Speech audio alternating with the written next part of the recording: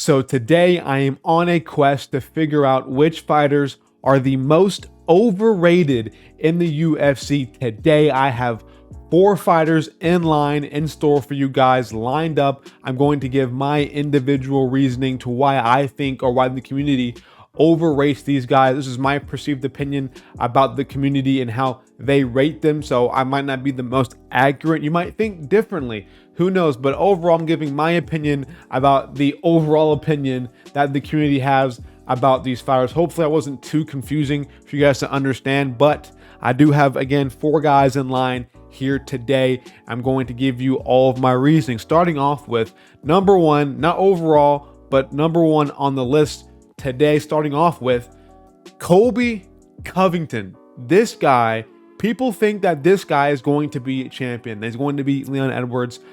I don't see it. I don't see this man ever becoming champion in the UFC.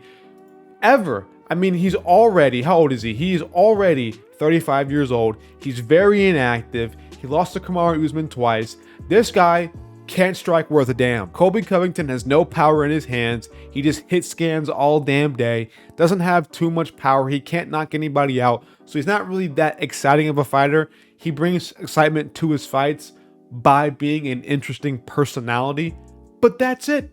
That's all Colby Covington has is a great personality. He's a very intriguing person. He gets you riled up before the fights. He might make you smile before the fights. That's all he has. But overall, he never fights. He fights once a year. Last time we saw him in the cage was against Jorge Masvidal, which was of March of last year, 2022, not this year, last year. So it's been well over a year since we last seen Colby Covington fight, and he's most likely getting a title shot against Leon Edwards, coming off 1 win against retired old journeyman Jorge Masvidal. What the fuck? Before that, he lost to Kamaru Usman, which was in 2021. And then before that, he beat Tyron Woodley in 2020. Then he lost to Kamaru Usman in 2019. This guy fights 1 time per fucking year. I don't want to hear how he's going to beat Leon Edwards or be a champion or be a great champion. This guy is not active enough to be a champion. And if he becomes champion, great. We get to see Colby Covington 1 year.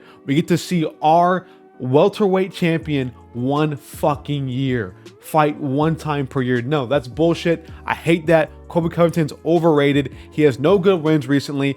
Jorge Masvidal's retired. Kamaru Usman lost to him. Tyron Woodley's retired. Robbie Lawler's retired. Dos Anjos is on a skid. Like, he has no good wins at welterweight whatsoever. Everybody that he's beaten is either not ranked or another division. Like, he's not good. When are we going to realize that Colby Covington is not this world beater, this guy who could be a future champion? If he beats you, you're probably going to retire at some point, or your career is basically already over. Colby Covington right now is just madly overrated, man. I can't say enough. But moving on, number 2, not overall, but number 2 that I'm going in order from is Conor McGregor, no other than the notorious himself. Conor McGregor is, for sure, people still think he has it.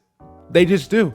They think Conor McGregor still has a little bit left in him. Granted, he's 34 now. He's not too old of a guy at lightweight, but Conor is pretty much done. He broke his leg in 2 pieces. He's on roids, which, I mean, you can kind of give him credit for that, but he's done. He's overall done. He's just going to sit back and just, do his Coca-Cola. You know what I mean by that? Just sit back and just do all that stuff. And he just is too caught up in the megastar lifestyle. And when you're that caught up in that lifestyle, I just don't see how Conor McGregor is going to be a successful UFC fighter. I don't think he has anymore. His best bet, his best option in the UFC to get back on track and get a win was against Michael Chandler, and he's not even trying to fight him. I think Chandler's pretty ass. I think Chandler is not the most technical. I think that he is Conor McGregor's best matchup in terms of anybody in lightweight. And he's pretty much, I'm not saying ducking him, but he's trying to find other matchups. Conor, you're going to lose to anybody else in the top 10, top 5 at lightweight. You have to fight Michael Chandler if you want to have any success in the UFC ever again. He's too boxing heavy. He's kind of gone away from his karate style stance, his grittiness. He used to grapple. I'm pretty sure he took down Max Holloway. He's completely gone away from that. He's not the same guy as he used to be. That grit, that toughness, that guy who really wanted to be champion and get to where he wanted to be, that he is now, is completely gone. Conor is just a famous person. That's all he is right now. He's a famous athlete. That's what he is. He does not have it. The UFC is giving him literally like rich guy privilege at this point because he brings in so much pay-per-view buys. And so the UFC is going to give him whatever he wants. But I just don't see how Conor has it anymore. And I think people are claiming that he can still be a champion, or he can still beat Poirier or Gaethje or an Oliveira. He can beat Islam. Like, I don't think Conor has any chance of beating those guys. Like, obviously there's a possibility he can, but it's a really low percentage. I just don't see how Conor has much left in him, and people still give him his due, give him his credit that he's a former two-time, 2 weight class champion. Fuck out of here with that. Conor's done. He's not that guy anymore. He's putting on weight, he's putting on muscle, he's on gear. He broke his leg in 2, split it in half. That injury alone is one of the hardest things to come back from in any sport.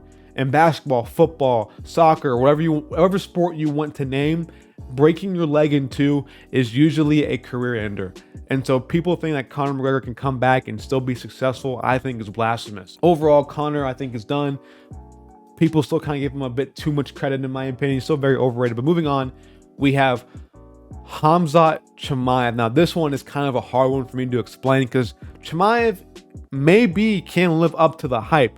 Maybe he can be properly rated eventually down the line in his career. But right now, I just can't. I can't say that Chimaev is going to be this 2-weight champion, this world beater. He's going to take down Israel Adesanya and submit him in the first round. Hell, he might even lose to Paulo Costa. We don't know how he's going to do at middleweight against some of these top 5 guys.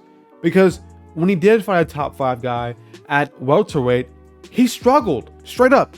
Against Gilbert Burns, he squeaked by a decision. He won the first round clear, lost the second round, and then barely did enough damage at the beginning of the third round to get that round for himself.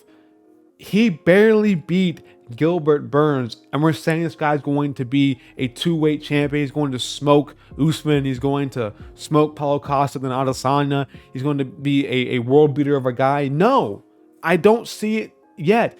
He has to prove it to me. I have to see it to believe it at this point. I don't see Chimaev being this crazy world beater if he's struggling against an old man somewhat in Gilbert Burns. I mean, yeah, Gilbert Burns did out-grapple Wonderboy before he lost to Chimaev, but you out-grappled Wonderboy? Welcome to the club, man. Everybody out-grapples Wonderboy. He's a striker. I mean, at that point, Gilbert Burns was almost 36 years old. Like, he's at the end of his career. Like, you shouldn't... I think he should have smoked Gilbert Burns in the first round. So to say that Chimaev's going to be this world beater, this crazy good guy who's going to smoke and be middleweight champion, I need some more time. I need to see how he fares against Paulo Costa first before I really judge and really try to say that Chimaev's going to be this crazy good guy and be a 2-weight champion, maybe even a 3-weight champion. People will go that far so that Chimaev can be a 3-weight class world champion. I struggle seeing him just to be a champion in 1 weight class, let alone 2. So if he can pull off being a double champ, it would greatly surprise me. But anything is possible with Chimaev, man. He has the talent to do it. He has the grappling skill. He has the striking skill. He works hard. He's a big dude. I can see him eventually having success and maybe being champion one day at middleweight. I think it's a high possibility that he does get it done eventually. But right now, I think people are kind of giving him too much credit. They're kind of overrating him in terms of his future. And I just don't see it just yet. I need to see a little bit more for me to really dive deep and really get on that Chimaev hype train that he is. But he still can do it. But moving on, up next, and this one kind of hurts me to my core. This one really makes me feel sad, but I kind of have to put him here because he is my favorite fighter, and it's Charles Oliveira. He does get a lot of hype. I wouldn't say he's close, like he's on that edge. Like you can kind of say he's overrated and kind of not, because he is one of the most exciting fighters in the UFC, and he does get it done. So you might be able to argue that he's properly rated, but people give him so much hype, and I love it. I love all of it, and I'm here for every bit of hype that Charles Oliveira gets because he deserves every bit of it. But in terms of rating him, people do manage to overrate Oliveira a little bit, man. Like, I know he's exciting, I know he's fun to watch, but he has a lot of holes in his game.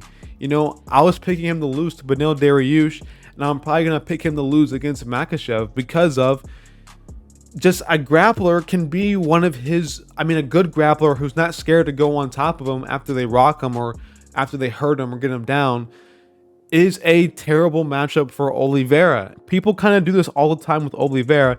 They think he's just going to go in there and smoke a guy in the first round and take one and give one. And if he gets dropped, who cares? Because he'll get right back up. People won't go to the ground with him. But I think people are kind of forgetting that that's how Makhachev beat him, by exposing that hole that if you are going to the ground and you do rock Oliveira, you shouldn't fear going to the ground with him. Even though Beneil Dariush spent some time on top of Oliveira and he did, pay the price for it, you can still find ways to get around the game of Oliveira. He is hittable. If you have good counter striking, you can counter strike Oliveira for sure.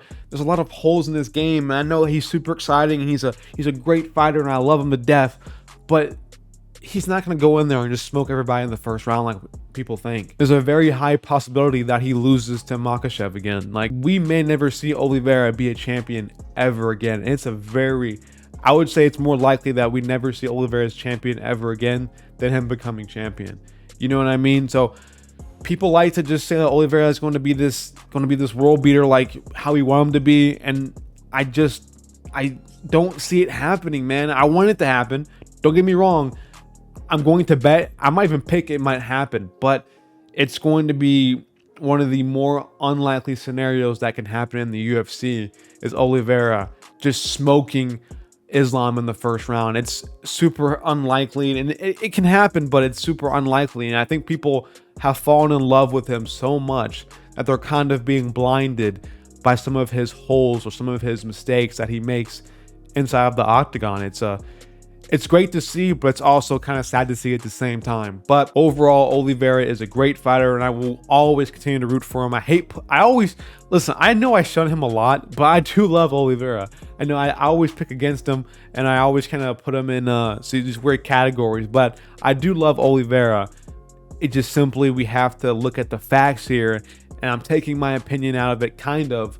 I'm looking at the straight facts about the situation, and Oliveira does come off a bit overrated, but it is warranted. It is good overratedism, if that's even a word. He does get overrated a lot, but I love it. So it is what it is. Those are my 4 guys that I have that I think are some of the most overrated guys in the entirety of the UFC. If your opinion is different, leave it down in the comment section below. I want to hear your guys' most overrated fighters in the UFC. I love reading your guys' comments, but that's all I have for you guys today. Thank you guys for watching up to this point. It sure means a lot to me. Make sure to hit that subscribe button and hit that bell icon as well for notifications. I do stream the cards every Saturday, so I will be live for Sandhagen versus Font this Saturday. I know I said Saturday twice really quick, but I will be live this Saturday for Sandhagen versus Font. So tune in, come watch me. If you're interested, I'm out of here. Peace.